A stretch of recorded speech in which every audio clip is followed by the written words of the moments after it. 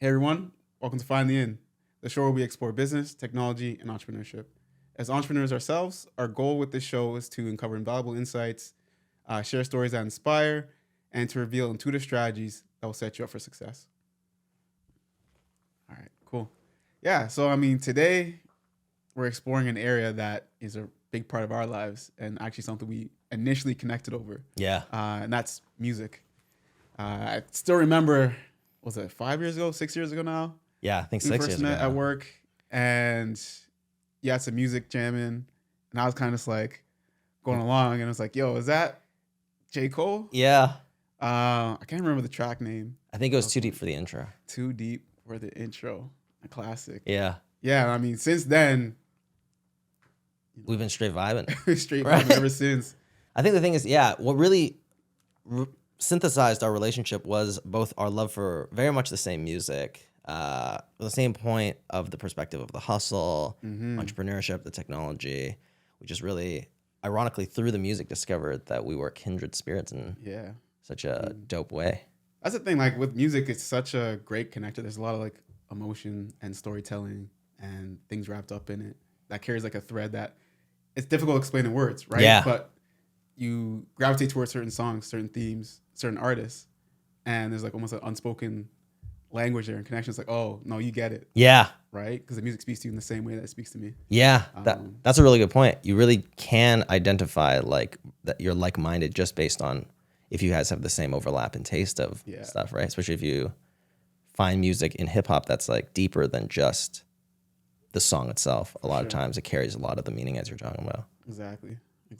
And again, like you were also some like pretty deep into, I guess, the fan aspect of it, but like not so much just like, oh, I like this artist because it sounds good, but like even like doing the research and like going beyond like find those communities and being a participant of those, Yeah. and like a lot of like nuggets of like, oh, like did you know like this artist was like in this place at this time, Yeah. and this was like the mindset of the one they're recording. Like I think those things again bring more life and context to The song things itself. you listen to. Yeah. Yeah. So that was really cool. Yeah. Yeah. And I think that's why this episode is so exciting for both of us because we love the music industry. But I don't know about you, but I'm extremely musically untalented. Can't rap, can't Likewise. sing, right? Can barely keep a beat in a lot of ways. But I think there's a lot of opportunity in here, just understanding the landscape of the industry works, right? We'll talk about it too, is that there's a lot of recent successes from an entrepreneur and technical angle, even in the last few years in this industry for entrepreneurship, right? Like a lot of businesses that popped up doing things that are very unintuitive, I think, Right. in this space that is really exciting. For sure. So I think this is a really good opportunity for us to kind of just hash out some ideas, just take a look at what we both know about the industry that we've done some research on and try and just brainstorm and figure out if there's any really interesting opportunities here, as well as any key insights that we can uncover. No, definitely. I think like from one of these like big global industries, it's like one of the older ones. Yeah. And is ripe for disruption, right? And Yeah. as fans, it'd be great to see more companies kind of pop up and founders really kind of take on these challenges and democratize some of the things that we love, but Yeah. that power is kind of held by a select few. But yeah, I guess like general disclaimers as always. We're not experts in the music industry.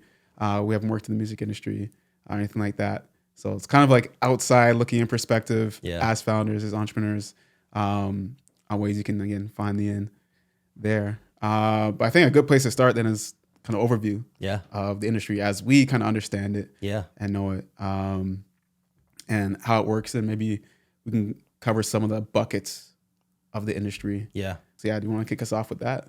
Yeah. So I think with how it works, I do believe that you and I are both most versed in the hip hop side of the industry, right? Hip hop has always been the entrepreneur's music, the hustler music, right? Borrowing T.I. there.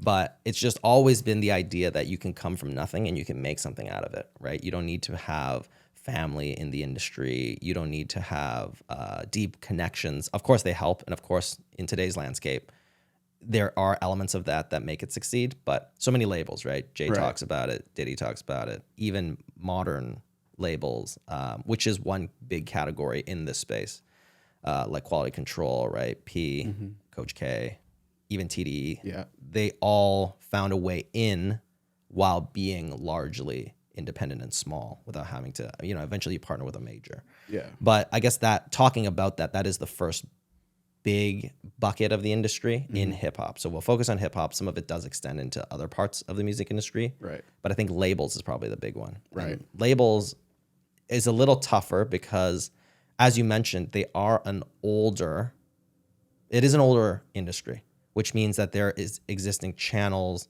and there's existing relationships and dynamics that these larger conglomerates own. So more gatekeeping. Exactly. So things like distribution is already pre-established. And it's very difficult as a new player to come in and then start to figure out how do you distribute your music. Right. Before it was through physical locations, physical stores, supply of creating these CDs, right? Even getting samples cleared, all of that stuff was handled by labels, including things like legal, right? Figuring out how to create contracts, create copyrights, all that stuff.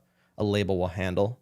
I think that part is something that you can get involved in, but it's not as disruptive per se in that sense. And that part being legal?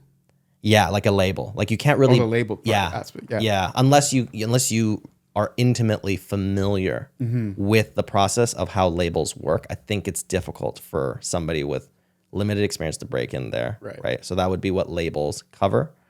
And that also kind of groups into that legal portion, which is the copywriting of music. I guess it's really copywriting more than anything. Copywriting, I mean, enforcement, protection, IP, contracting. Contracting, that's a big one. Yes. Contracting, I guess also profit share, like revenue share. Right. How the splits work. Right. Yeah. Contracting is probably the big one because that's the one we hear about the most where artists are getting into really bad deals. Unfortunately, the negative aspects of that. Exactly. Right. Yeah. And that one I know is really difficult because they always say that the contracts are written in ways that are very predatory and difficult to navigate. Definitely. But that is something that maybe if you come from a legal background, because you have the expertise, you can approach it from a different angle that's more beneficial to both parties. Exactly. Just skew towards the label. Exactly. And then there's spaces. So spaces, I think what would fall under that would be venues. Right. So, yes. Hosting concerts, gigs, setting up some kind of space that artists can come through, perform, as well as recording spaces. Yeah. Studios. Yeah.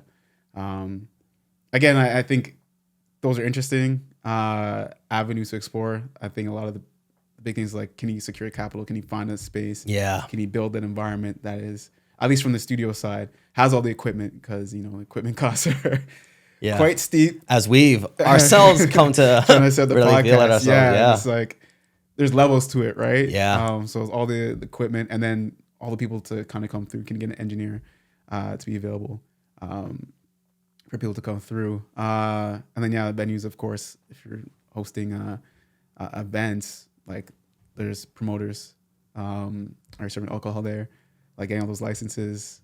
Yeah, there's just a lot that goes into that. Yeah. I think for us also that one is a little bit less interesting just from our standpoint at this current moment. Breaking away from these more traditional models and traditional parts of the industry, ones that are more interesting are the things online like communities. Right. You have like subreddits dedicated to artists individually, dedicated to labels even, or even dedicated to the music genres itself. Right. You have, of course, subreddits like Hip Hop Heads, which is much more broad general for all hip hop. And then you have true hip hop, which is where it's like more lyrical. And then you have like trap music. You have the different more genre specific, even within niches. Exactly. Kind of build up. But it's like the cool thing about the community is, again, from somebody that's just participating, listening to music, it's great to find people to discuss the music with. Yeah. But as an entrepreneur, how do you flip that into a sale? Yeah. Right? Like if Reddit's housing all these communities, or if like the community's on Discord or something, how do you start something or build something that can capitalize on that? Like, I don't think the goal is to come out and build another Reddit or Discord competitor just to capture that market.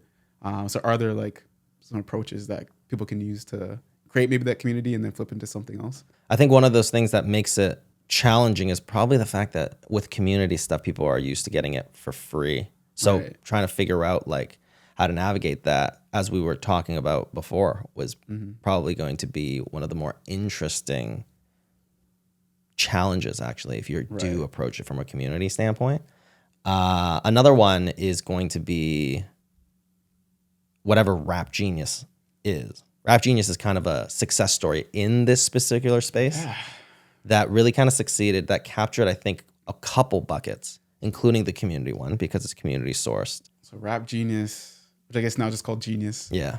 Yeah, I guess just started as like a lyric site. Yeah. So where you can, this is one of these other sites like what is it, A to Z lyrics. Yeah. Something that you can go like, oh, I wonder what this person's saying in this song. Yeah. And go look it up. But they took it the next level, which was like, hey, now we're gonna add some community aspect to it. So you can not only look at the lyrics, but you can see what other people are saying about certain bars. Yeah. And see like, oh, is there some context that's missing? Yeah. And I think that adds another layer of depth to the music. It's Yes. like, oh, I didn't realize that when they said this thing, they're referring to this thing. Yeah. And that's someone that's, you know, gravitates more to the lyrical artist. Yeah. At just makes it even that much more engaging. Like, yeah, this artist is this level because of the double entendres, triple entendres that they're pulling out, and you can see the connection there. But again, there's the analysis piece that they're adding on as well. Yeah. So you can kind of analyze these songs and seeing the syllables and the pockets that the artists are getting into. Yeah. It's like adds a new level of appreciation Yeah. to the craft, which is really exciting from a listener. But then again, I'm sure it's proving to be lucrative for Genius and other tools that are doing this kind of analysis aspect and taking that world of music and kind of bring it to the masses. Yeah. Right, where before you had to be more of an audiophile, Yeah. have the right headphones or something, to like, yeah. and really study the genre to get insights like that. Yeah. Right, so I think one of the interesting things too is that it's a very specific niche thing that happens more in rap than in any other musical genre, is that there is this depth chasing part from both the artist standpoint and also the listener standpoint.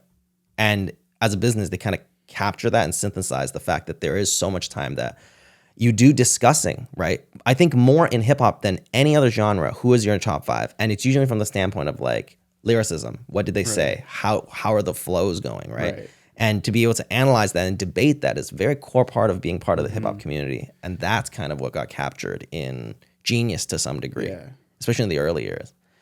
The monetization aspect of it is interesting because I don't know if they plan to go that way, but now they're almost more like a marketing company. You see the YouTube stuff, right? I love that check the rhyme thing that they were doing, where they do the highlights of where the songs and the lyrics are rhyming. That part is really cool. Yeah. It's stuff like that where I guess like from both as a consumer, but also as a business, it's really exciting to see how that is an innovation in the space that you can do. Definitely.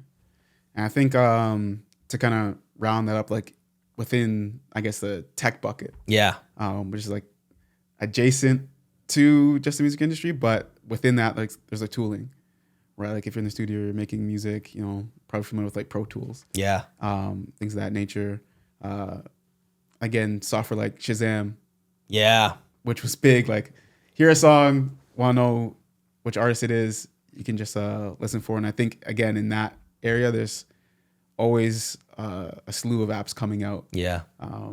So another area that's ripe for, I guess, innovation. Yeah. And it's a lower barrier to entry when you're not musically inclined yourself. Yeah. Yeah.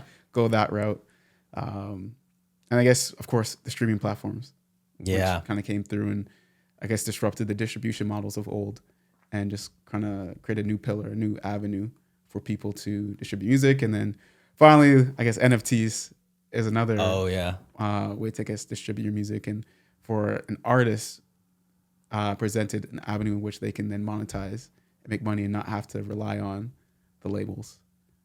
So I totally forgot about NFTs. You're right. That was a very artist-centered innovation in that sense. I think in some ways, too, that you touched upon with some of these music adjacent ones is that the environment has changed with these streaming platforms, too. Mm-hmm. I think with that disruption, we have to look at how the music industry was and then how the music industry is today, so that we can also clarify whether or not like building a new streaming platform is even a viable solution, right? Because the giants are kind of established. It almost doesn't make sense in some ways to think that you can disrupt streaming that way. That was one of the things that I uncovered in my research, was that these giants are pretty much the giants, and you can see a lot of other people attempt to challenge them. But I guess it depends on what you define as success, right? If you get acquired, maybe that is a success, right? Which is true.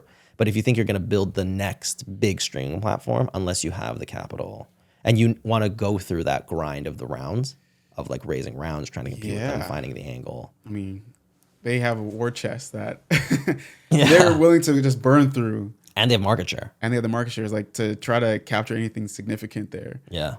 You're really just throwing dollars down the drain. Yeah. And I think to your point, trying to build a direct competitor, like I'm gonna build a new Spotify, new Apple Music, that doesn't necessarily make sense, right? You're not gonna get acquired that way. But for building something adjacent to it, like, oh, I'm gonna build and focus on something that one day could potentially be a feature or can supercharge an existing giant, I think then you become ripe for acquisition. Yeah. That might be a strategy where it's like, okay, we're gonna build this thing with the long-term goal, maybe 5 years, 3 years from now, of putting ourselves in a position to get acquired by this company. Yeah. And I think in that sense, we, at least as far as we're concerned then with the streaming side of things, building a competitor that is not necessarily a good point of discussion, right? Because even as you mentioned it, right? If you think about who are the major streaming giants that came through or even created in the recent years, it's Apple, it's Google, it's Amazon. Right? Amazon has a music platform too. The really big one out of these that came out, and then there's Tidal, of course, right? But even then, the ones that came in here are coming in with a massive, massive amount of capital. If I remember correctly, I think Jay acquired some Swedish company when he created Tidal that cost some 64 million, right? So even breaking in there, I could get that number wrong, but I do remember it was millions of dollars, right? So I don't think the average entrepreneur is able to make plays like that, especially not us. No, we're not making plays because like where are you getting the catalog? Yeah, exactly. Yeah, you are buying into that. You need those partnerships, you need those deals to even have the music to stream. Yeah. And I think that's where, like, if you did want to go that route, maybe an approach would be not going with licensed music. Yeah. And trying to go for more like underground music, things that aren't licensed. So you're not competing on that same level with those companies. Yeah. But then you again need to have a strategy for those artists to be compensated. Yeah. If there are real artists on the other end of that. Yes. Right? Yeah. And I think that kind of segues into... That's an interesting one. Something I think is really interesting that's happening right now is all this use of AI technology in music. One, I think the company that we've been kind of mentioning was included in that list is Spotify. And me as a Spotify premium user, like I don't see myself ever switching at this point to one of the other options, just because they have such an advantage with how well they know me and my listening patterns. And I don't know if you have a chance to use the Spotify DJ. It's a really great experience.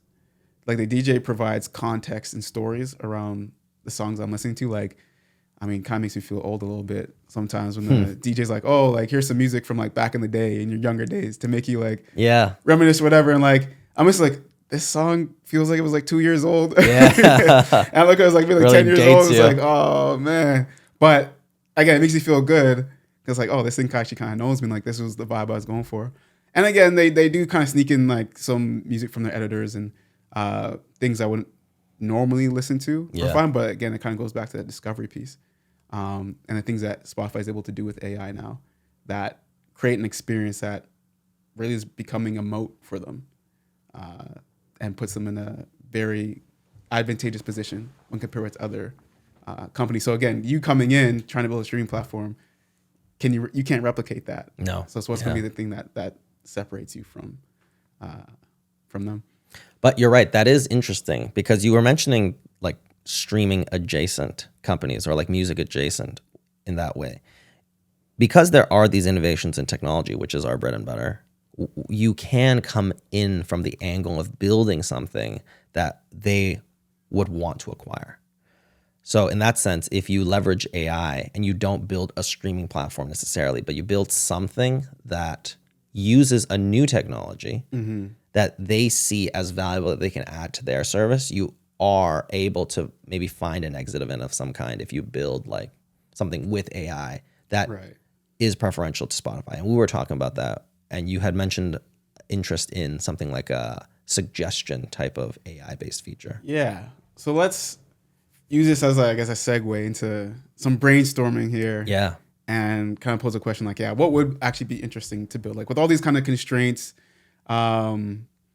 within limitations, I guess, with money, capital, the technologies available. So what would be interesting for us to build in the music industry, in the music space? And to your point, or as you're just mentioning, I think there's a few kind of dimensions that make sense. Something that capitalizes or prioritizes personalization as a big one. The next is discovery, and then finally curation. Like for me, I think those are the big three things. Yeah. I've seen tools and software around sharing music. Yeah. That's not, at least for me, not like a big thing. I do like, for sure, there's people I like to share music with and care about the opinion, because again, it's a form of connection. But I think that is a later step after I've been able to curate, find this personally, because like I want to be able to enjoy something first, find something, and then like, oh, this is actually really cool. Let me then share after.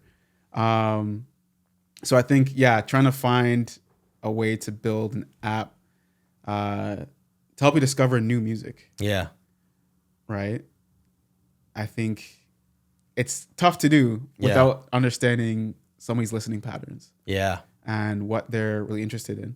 But I think if you're able to bring in different sources of data, that's maybe different from just like, oh, they listen to this artist 10 times every day, or at these times a day. But if you can almost look at where they are in the world, some of their other behaviors, things that might be influencing their life, and then finding some themes there and then surfacing music related to those, that might be an interesting way to start suggesting music that, person might even not even know that they like. But if you're able to tie the story to like, oh, we know it's this thing about you. Yeah. You should probably take a look at this thing. Because again, there's that culture aspect of it. Yeah. So depending on where you're in the world, maybe you're exposed to new culture, different type of culture.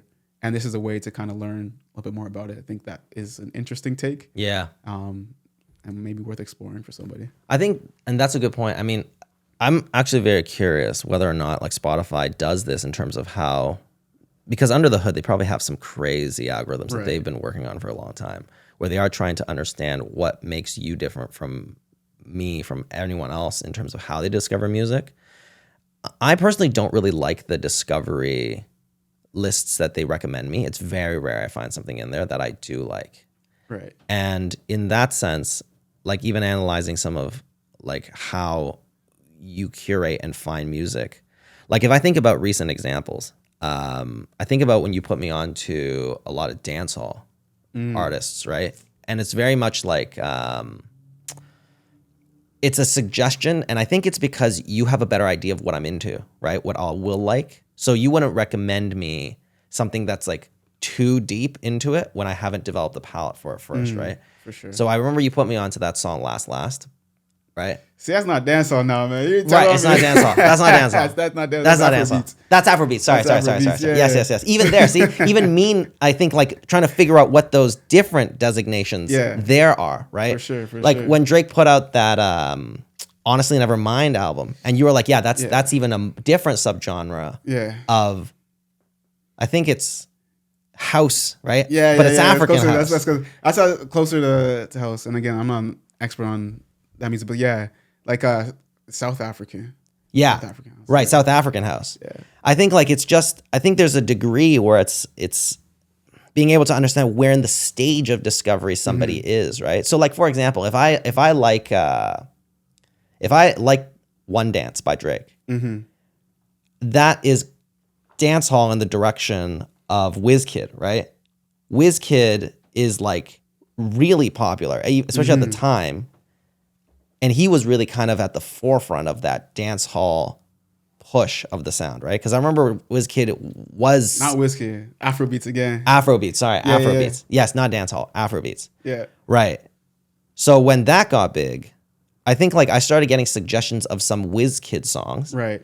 But depending on the That's that song, thread, that step. yeah, that's that thread. But some of those songs I didn't like because I feel like they were too Deep into the genre. Like, Yeah. That's the thing. Like, for sure, songs like One Dance feel like, very palatable.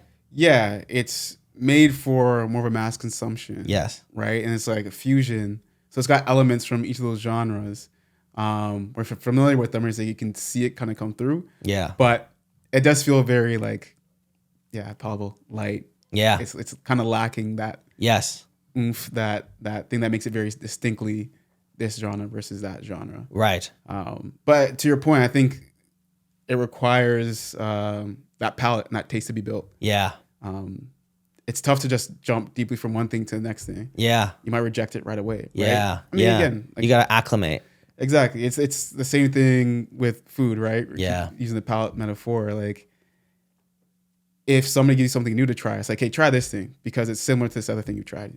You get used to that, and it's like, okay, how about try this thing now? And like you build up the taste for that. Like, oh, this is good. Okay, cool. Here's the real thing now. You've been working out to. Yeah. Do you like it? Yeah. And then chances are you, by that point, you're probably gonna like it more. Yeah. Or at least be more open to it. Your tongue's adapted to some of those Exactly. notes, those some flavors, exactly. Yeah. And you're good. So Yeah.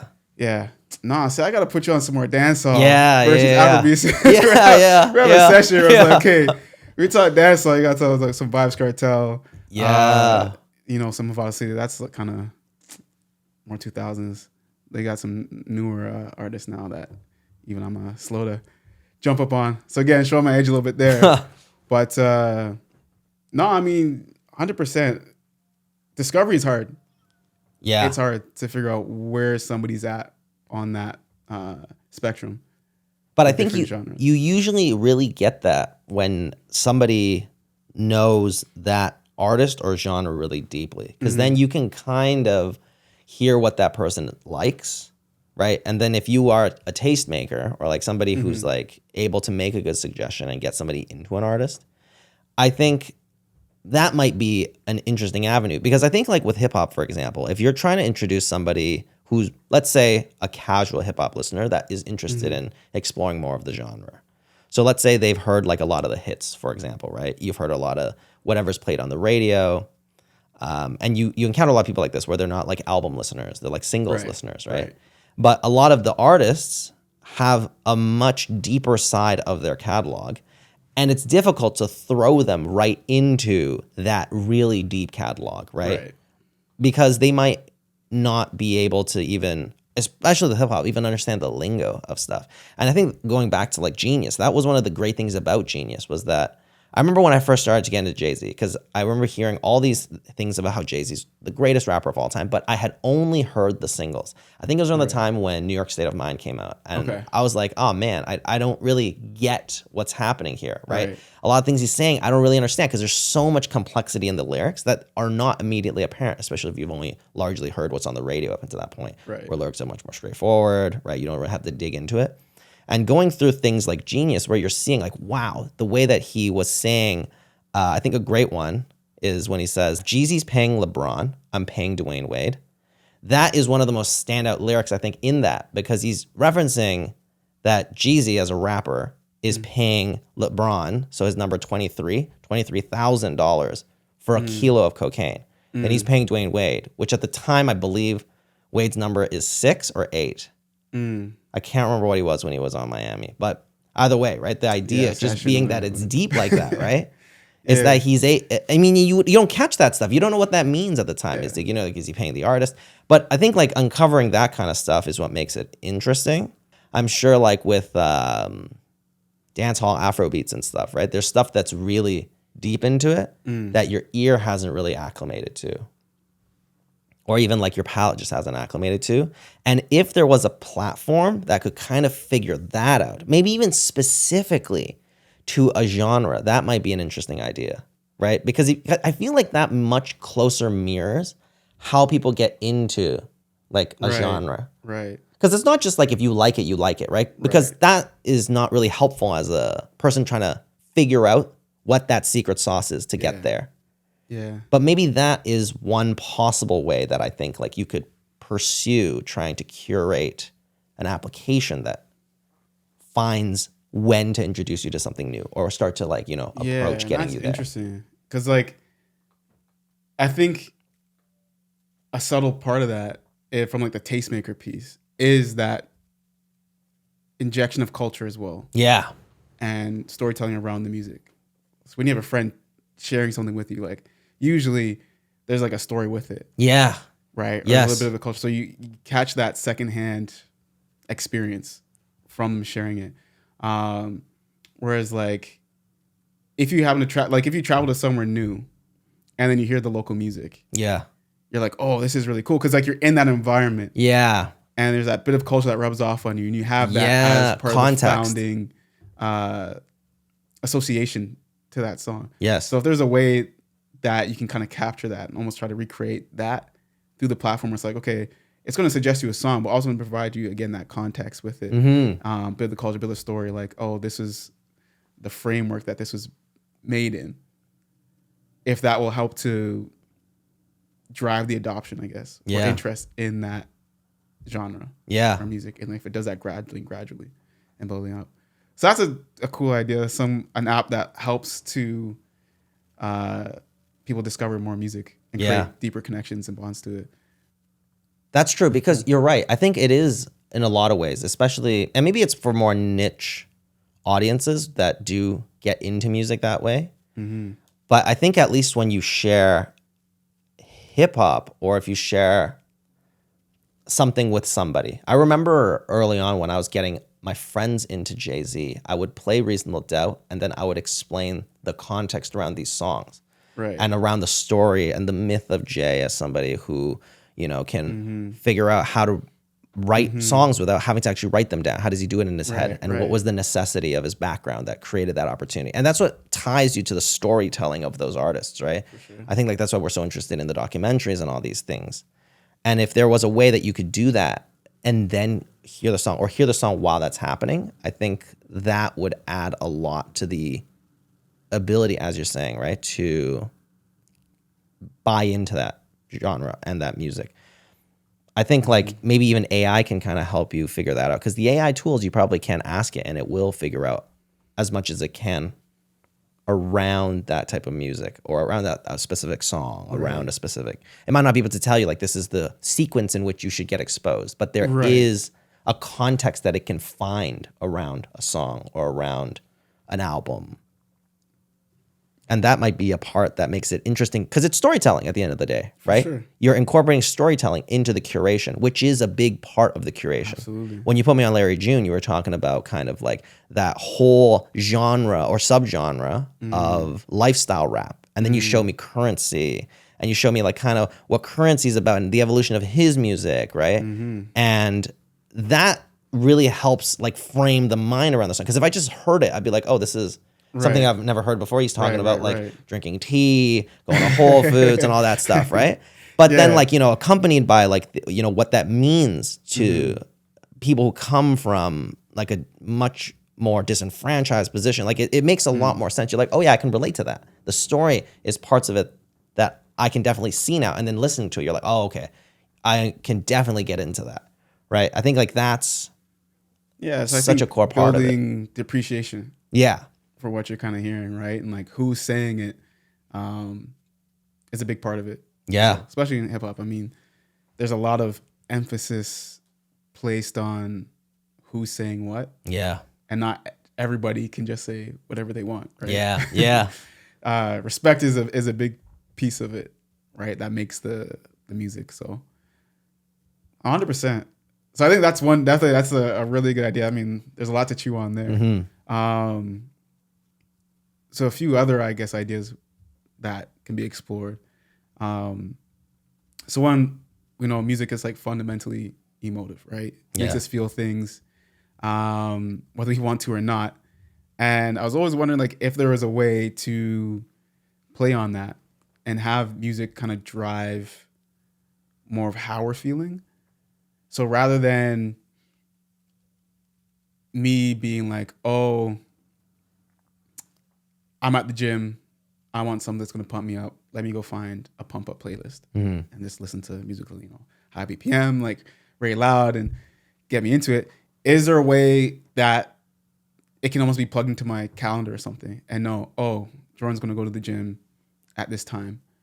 Before he's even on the way there, I'm going to start changing the music or suggesting songs that build me up from where I am to get to that point. So like I'm already in the mindset ready to go before I even hit the gym. So I walk in there ready to go. Yeah. Or like almost like a reverse example.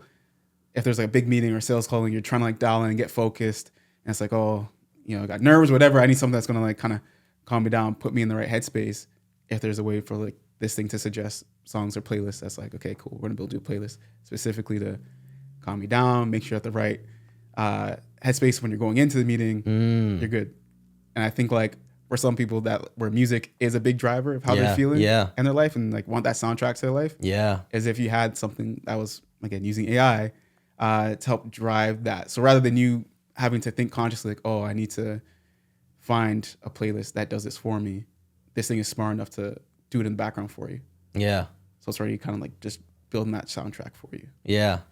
So I guess in that sense, you would build an application that does look at your calendar, figures out where you're. I think that would definitely be one avenue for it, key, right? Or maybe your like input, your habits in terms of like how you walk. I remember there was do you remember Google One? I think that's what it was called. It was where I used to have a Google phone. I have an iPhone now, and there was exactly, the Pixel, and there was a screen where it would know because it's linked to your Google Maps and also to your travel habits. Right. It could tell when you were getting off of work, and it would tell you ahead of time that there was going to be traffic. Yeah, you remember that, right? For sure. So I guess in a similar way, if it knew your habits and it started making those suggestions for you, and you can, I guess, like connect it to streaming platforms, so you're not competing with streaming, for sure, right? A streaming platform. That might be a really interesting. Yeah, that's actually a really interesting one.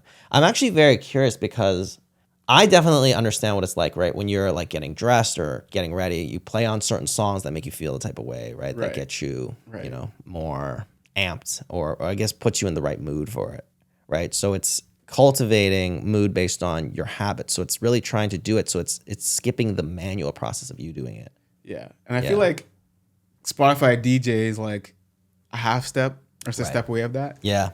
Because it can curate songs in like that limited playlist, the short playlist.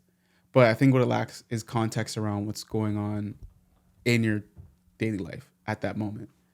Because sometimes like, again, I'll be at the gym, I'll turn on DJ and it's like, hey, cool, here's some like smooth R&B for you. And it's like, this is not the time for R&B. I don't need Bryson Tiller right now. Like, give me some Young Thug or something, right? Yeah. And just having to like go through and like keep hitting the DJ button for it to cycle through into something that's more what I'm looking for. So if there was just a way like it already knew, I think that'd be really cool and something I'd be interested in using. Yeah, yeah. Something that ties with like your actual lifestyle habits, right? Right. And I think that is probably something from a technical standpoint that's not too difficult to do, right? Because you're already using things that track where you are. Like with your calendar, it can kind of tell, right? You don't have to put in that you're going to the gym. Instead, maybe if you can plug into your personal Google Maps, right? Like, or if you even give it location services and it detects these trends, it can at least figure out when you're going to the gym. And then from there, maybe that's enough, right? Like as long as it can start amping you up as you're getting to the gym, that's already useful, right? That's another thing too. Like I was wondering, like, I don't know, I don't have Apple Watch. I don't know how far it's come. Like if there's a way to, I almost had like a mood ring kind of thing where it could sense like, oh, you know what? This person's like feeling sad right now. Yeah. All right. They need to like have a little bit of a cry. Yeah. Want to put on some like really like sad songs. That'd be so funny. You can have your cry, but again, it's not going to let you like wallow in that for hours and hours and hours. Yeah, so like, okay, here's like maybe 5 minutes, 10 minutes. You had your cry. Now we're going to like slowly bring you back up. Yeah. Right? That's so funny. Can you imagine you're getting into an argument with your girl and then suddenly your HomePod starts playing? It's like rage music.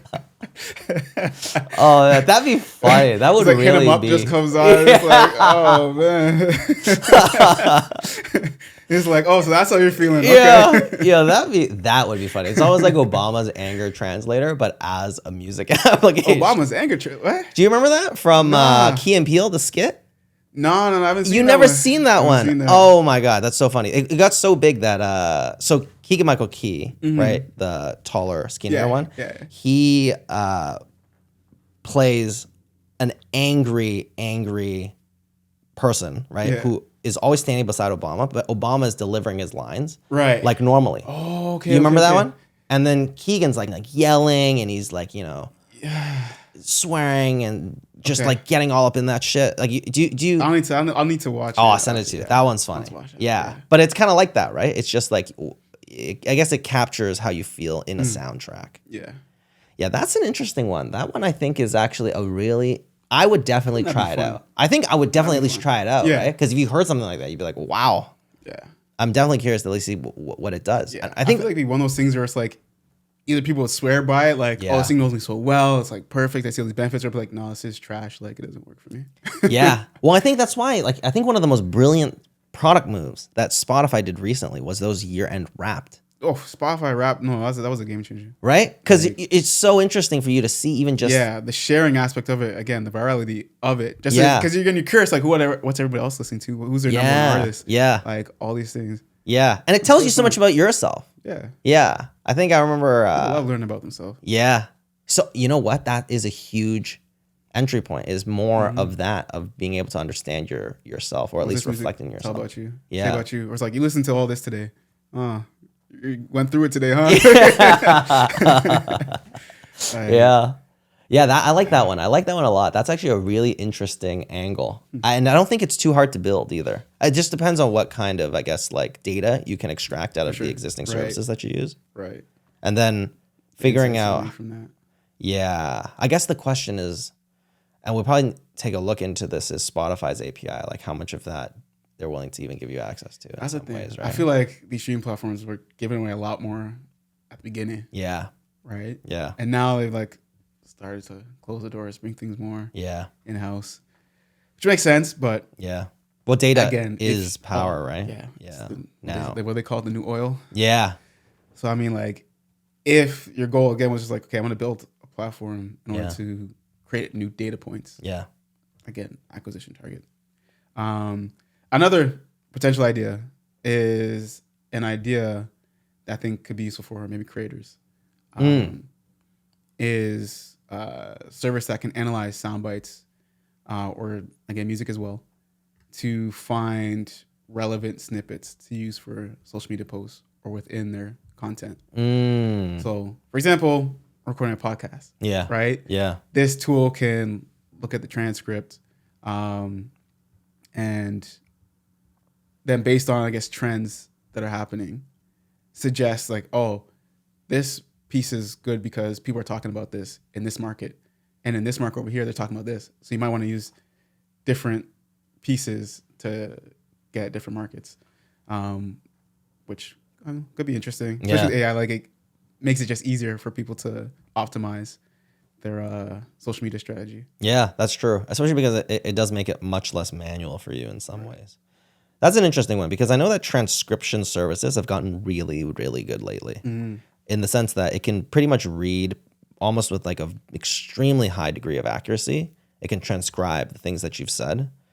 So maybe less in music, more in, as you said, like a podcast. It will transcribe it and then figure out what sections are relevant, right? Because the natural language models are able to ingest that and summarize, and then using that maybe figure out like what chunks to cut up. Yeah. I guess the reverse, or not the reverse, but I guess where it'd be more relevant to music is potentially finding good songs to include in whatever you're making. Yeah. Like, I don't know, maybe you're like making a short film or something. It's like, okay, we need to get like source audio for this scene. Yeah. What makes sense? Okay, describe it, give it all the parameters. It goes up out and like returns, okay, here's like the top 3 songs that would work based on time and place and all these things. Yeah. That's an interesting one. That's a really interesting one. I think that's the thing too with AI, right? It's such a new space that you kind of have to watch for it in what you're allowed to do with the models, like just keeping up with it.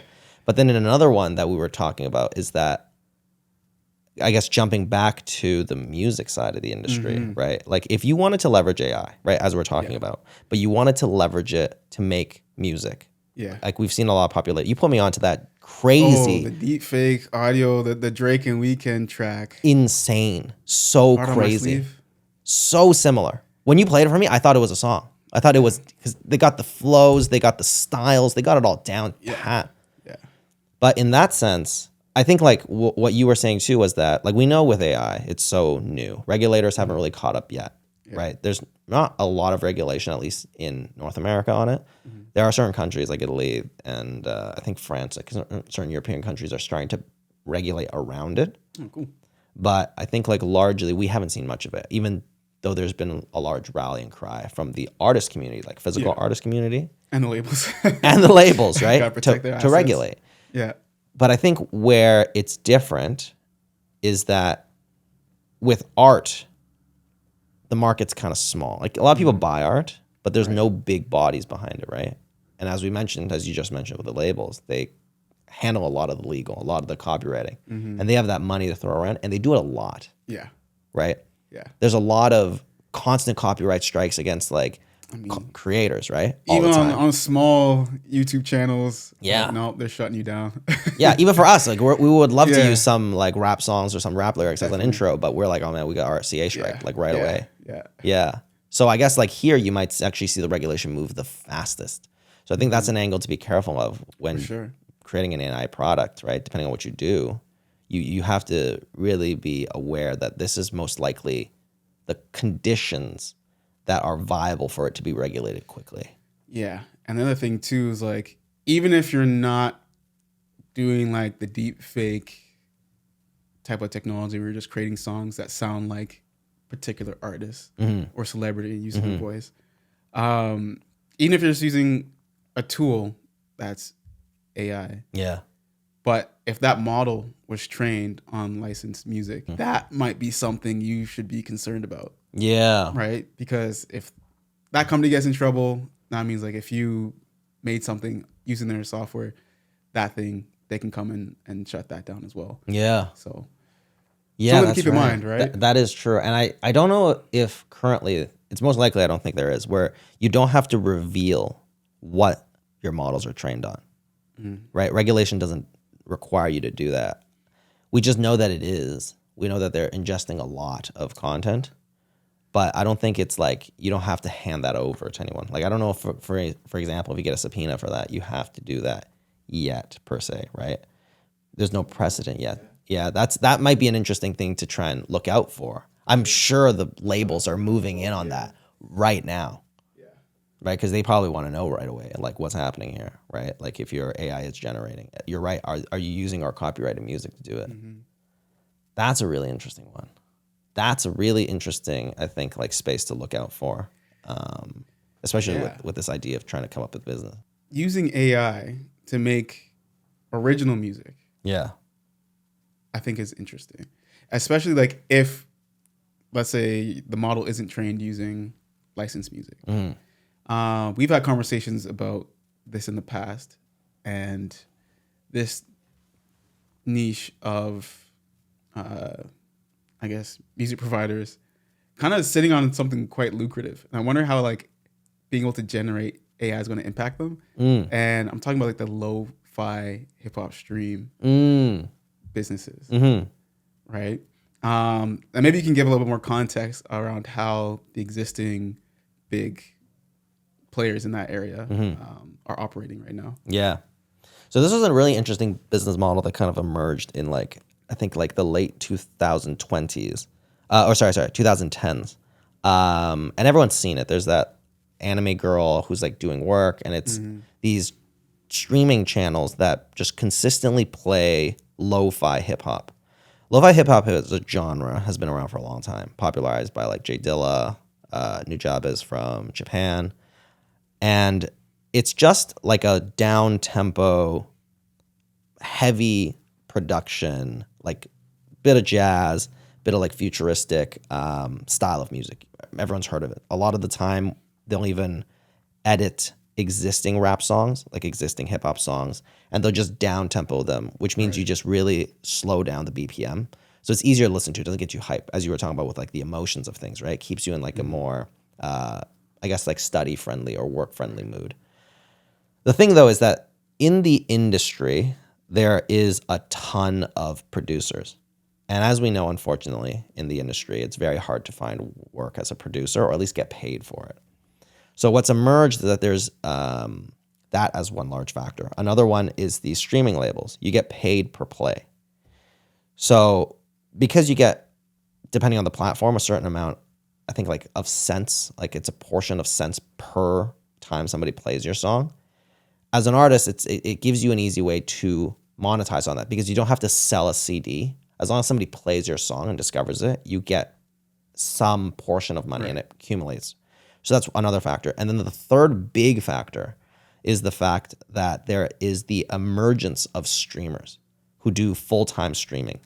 So streamers are just people who like, everyone's familiar with like video game streamers, right? Like Pokemains, and I guess like that whole space of like people playing video games. Usually they'll play some type of non-copyrighted music in the background, or at least copyright friendly, right? Music in the background. And they play it for the full stream, and they're streaming 8 hours a day. So what's happened is that people will come together with a bit of money. You don't need a huge amount of capital. You can come in maybe with $20,000. You pay a bunch of producers to produce for you a song, but you now own the song, or you at least own the rights to the song. Mm-hmm. They can have the production credit, like the artist credit, but you own the rights to the song. And maybe you pay them like $100 or $200 because a lot of producers are willing to do it. And lo-fi isn't like really complicated music to make per se, like in terms of the effort, maybe from a taste standpoint, obviously the good ones versus bad ones.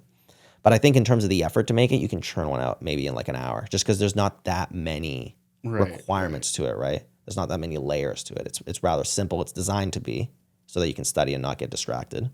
And they're short.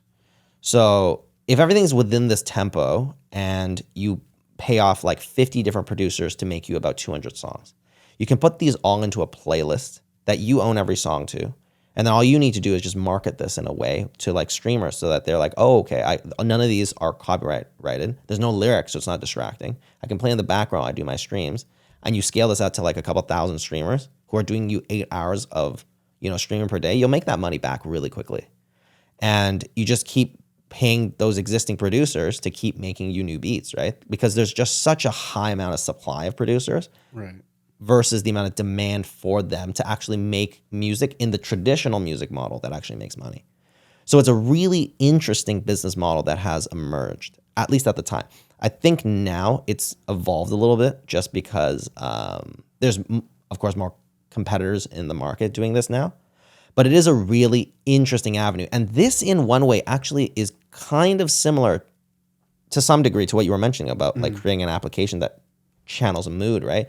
Because that's one. Because they've seemingly captured this idea that like when you're working or when you're studying, you like this tempo of music. You like this, ability to focus, this style of music. So we're just going to keep suggesting you because none of these songs most people recognize, right?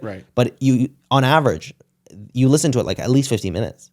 So that means it's working for you, right? So you'll kind of exactly tap in. That kind of already validates what you were talking about, like where it captures a mood and they're doing suggestions, right? You don't have to be like, hey, I'm going to make a playlist that I want to work to. Instead, it's like, hey, just trust us. Put on this playlist.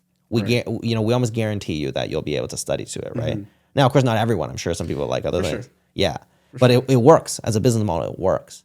So using that as a springboard, I think like lo-fi hip hop is a really interesting recent success story in this music industry of like being able to capture all these different elements in order to make it work in a business model. And it can technically still be done now. And it's a low cost to enter. And that's where I have the question around the AI piece is, do you think people like, oh, let's just cut out the producers? Yeah. If that's a bigger cost for them. Yeah. And just instead have these AI models that can just spit out these lo-fi loops. Yeah. And just have an entirely like AI generated playlist. Yeah. Because AI, you're right, is generating a lot of music, right? And And probably with a lot of these lo-fi songs, if they use them as a basis, they are. And And this just is train the probably models on those because exactly copyright friendly. And are they gonna? And even if you do, right? Do they have enough money to go after you? Because they're not major labels, right? It's Right. not an Interscope going after you. Right. It's like a smaller label that might not even be based out of the U.S., right? Like, you know what I mean? Like, we're talking about crossing international waters here too, in a lot of the legal sense, right? So you know what? You're right. That's a very interesting. It's a question. Yeah, it's a very interesting question. It's one that's definitely worth exploring from the idea of like starting that type of business. I think that's what I was really attracted to when I first read about this business, is that it is such a low barrier to entry, Right. right? And it's insightful because it's the perfect storm of need, right, and supply, right? Supply of producers, the ease of manufacturing this type of music. You have both the people that are studying and working to this music, but also the streamers that need it. Right. It's just like such a perfect condition to create this opportunity that really created this like really niche, but like almost very lucrative opportunity. Yeah. I'd be curious to know like what other, I guess, niches there are like this. Because again, like for us, we're kind of in the hip hop bubble. For us, it makes a lot of sense. I wonder if like outside of that, if this exists with like other genres as well. Yeah. Like, well, I guess there's like how many instrumental based ones? Well, I guess. Well, I mean, electronic music, like Oh, that's right. I imagine like house music, it kind of like fits with it. But I feel like there's like more artistry Yeah. in that per se. And again, not to be disparaging on any lo-fi hip hop producers that are just making it for these lo-fi playlists, but yeah, I wonder if those listeners have more of a invested interest in what they're actually hearing Yeah. versus again the lo-fi. It's more of a utility. Yeah. That's a good question. I think from a business angle, I almost wonder if like the producers, I don't think their desire was to make lo-fi music, right? I think they wanted to make Yeah, maybe. beats. So it's like, yeah, it's just means to an end, Yes. right? Exactly. It's what how finance them to actually work on what they need to work on. Yeah, Right? yeah. So I'm saying like from that point, it's like more just utility pieces like, from the listener as well. It's like, to your point, like it's less about what you're listening to from like lyrical content or like what instruments are they using or something. Like you're more interested in like how does it make me feel? Yeah. Is it going to be non-distracting or is it just going to get out of the way? Yeah. I can just like focus on what I need to focus on. Mm-hmm. Yeah. I don't know, man. It's cool. Yeah. It is an interesting. I'm curious as well because like, would you listen to like EDM? You're right. I didn't even think about that. You're right. You can work out to that, especially if the tempo's high and it gets you like pumped, especially if we're running, Yeah. right? I couldn't. And I mean, I'm just not a fan of running to begin with. Just standing there in place and just, no, doing it. Not for me. Yeah, I don't love it either. But I guess like I was originally concerned that like it'd be difficult prior to do vocals, but with AI now you can do vocals as well, right? Yeah. So you could make singing type songs with like, pump up lyrics and stuff and just spit them out and curate them so that you just do like a running playlist, right? Runners run for a long time, especially a marathon. If you're training for a marathon, you're clocking like 3 hours, right? In one run. So if you were able to generate something that created that similar type of feeling, that works. I used to play Afrojack's ultra playlist an hour because that was exactly the amount of time I needed to do my incline walk when I was training and doing my cut. So I would just listen to that on loop over and over again because it's got the right tempo. It's got the right cuts, the transitions, right? I don't have to listen to a song for like 4 minutes, right? It keeps you entertained in the sense that like every 30 seconds there's a transition to a different song and it's like all these drops, which keeps you motivated. Right. So in that sense, that's kind of already doing it. Now, if you capture that exact essence in the same way as like what these lo-fi hip hop channels have done. Yeah. Can you build that business around it? Interesting. Yeah, actually, it's already kind of proven to some degree that the model can work. Right. I think again, it comes down to acquisition as well. Yeah. Because again, like they have the traffic Yeah, They have the that's eyes. right. They have the listeners. So how do you steal some of that market share and get it in front of people? I think with the way that the Lo-Fi did it is that they made it very SEO friendly, right? They'd be like, Right. behind it all, it would say like lo-fi hip hop radio, lo-fi hip hop mix, but then they'd say music to work to, music to study Yeah. to. Yeah. So if you did the same thing, like music to run to, music to, I guess, like train to, Music to cook to. music to cook to, you could easily kind of start to branch off of that and into that space. That actually might be one that it would probably be like a weekend hack to at least see if you could come up with any That'd be existing cool. tools that can do that, right? Yeah. An app idea I've had for a long time, Right. right? That I've always wanted to do, kind of in this topic of EDM music, is that a lot of times if I go to a concert where I might not fully know the artist, maybe I'm a fan of some of it, right? Especially at Right. festivals where you see a Right. lot of artists. I don't know all the songs that they're being played, and I'm like, oh, I might really like that, but I want to go check that out, and I don't know how. If there was like some application, even like Shazam, right? We were talking about that earlier, where it consumes a song and identifies what it is for you. If you could just have it running in the background and it just tunes in every once in a while, figures out what that song is, and then like when I'm done and I go home, I see like a full list. Like the set list that was played. Yeah. See, I feel like again, that's like would be a great feature extension to Shazam Yeah. or something that's like, okay, turns like passive listening mode or concert mode, Mm-hmm. and it'll just do just that. Check in every couple minutes or so, see Yeah. who's playing, Yeah. and curate that list. If they're not doing it, again, it's kind of the scope of like almost a weekend project, taking these tools. And Yeah. being like, okay, cool. Can I just like hook it up maybe to Shazam's API or Mm-hmm. similar tools API to actually do the matching, Yeah. and then just have your own interface there. Yeah. And kind of just build a list. Yeah. Yeah. That's true. And I guess the thing is that if somebody, like, how do you make it so that it's valuable? Maybe it's probably, I mean, it'd be interesting. I can see people using it, but like, how do you charge for it? I think that's the thing. Like, that is a good question. Yeah. How do you get people? The monetization part of music, I think, is what makes it challenging, right? I think maybe if you had like some kind of affiliate links or something where if people were using it and they went to go, I don't know, buy the song or went to buy merch or something through your app, then you can kind of take a cut off of that Yeah. because you're like an aggregator at that point. I don't know how you figure that piece out, but I feel like that type of app has to be like free to use. I don't think you can slap a paywall in terms of subscription on top of that. That's true. And I guess in that sense, you don't really have much of a competitive mode either, right? If you're trying to raise rounds. Because if you're not making money, the only way you can sustain the business is if you build a war chest through raising rounds of money. But how do you pitch that to investors in a way that makes sense, right? Because they might just be like, well, what's stopping Shazam from doing this? Exactly. Right? And why would they acquire you if you don't really have, if you're just leveraging them in the first place and you don't really have any kind of additional anything like benefit? Real proprietary Exactly. tech or advantage. That is one of the harder things I think in this industry, right? With all the streaming giants and everything, is that they've controlled the keys of how to make money. I don't even know how Genius made money for a long time. Advertising, I guess that must have been it. I didn't really see any ads. I don't remember seeing any ads. But you always ran an ad blocker, probably, right? That's very true. So I guess from a monetization standpoint, I think largely it is difficult to charge, right? And anyone that tries to charge, it's tough. Like like SoundCloud went down for that same reason. They tried to do the SoundCloud Plus, not enough people were signing up for it. How did they keep going? How did they survive? I only remember hearing that Chance That's what I heard. bought them out, right? Did he buy them out? I think so. He said he was going to. I didn't follow up on that story, but I remember reading about that. I know.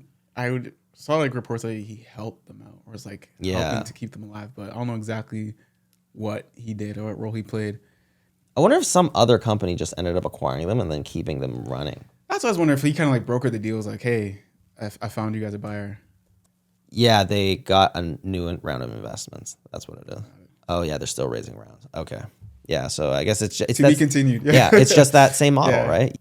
Yeah, I think it depends on the scale. Yeah. A project you're looking to do.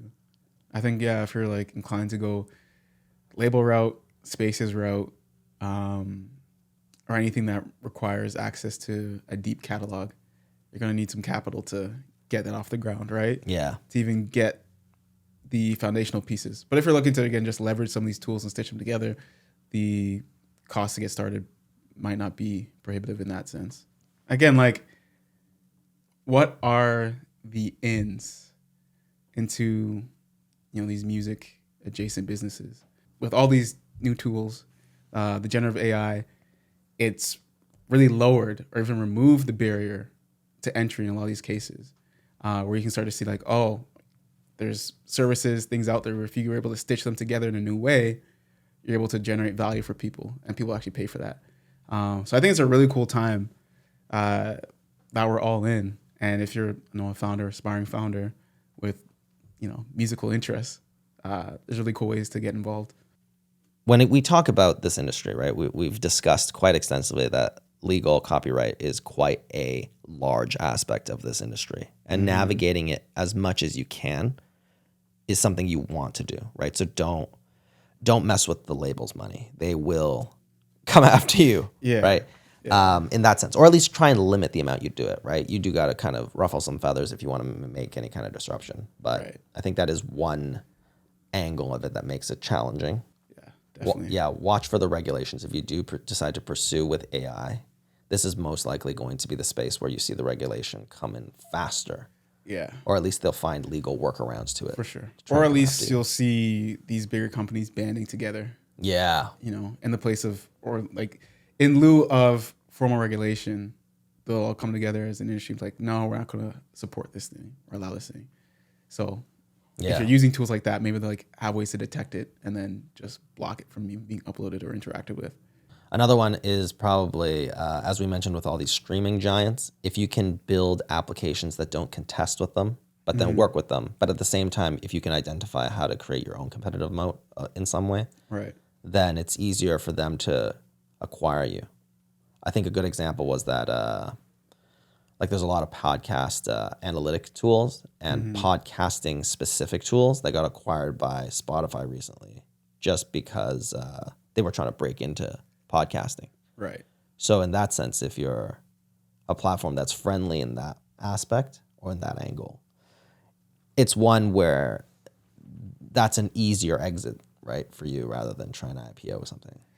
And I think like as well to that, founders need to, again, always remain focused on value. Yeah. Right. There's a lot of hype going around with some of these tools, but unless there's a real strategy or moat, you're not gonna have any retention, and you're not gonna be able to build off of that, right? Like I think Spotify plus AI makes so much sense because they had such a deep understanding of listening trends, and their editorial team again plugged in with the culture and how people listen to music, interact with music, that they're able to use the AI to, give them those outsized returns on the value, leverage what they already had. Yeah.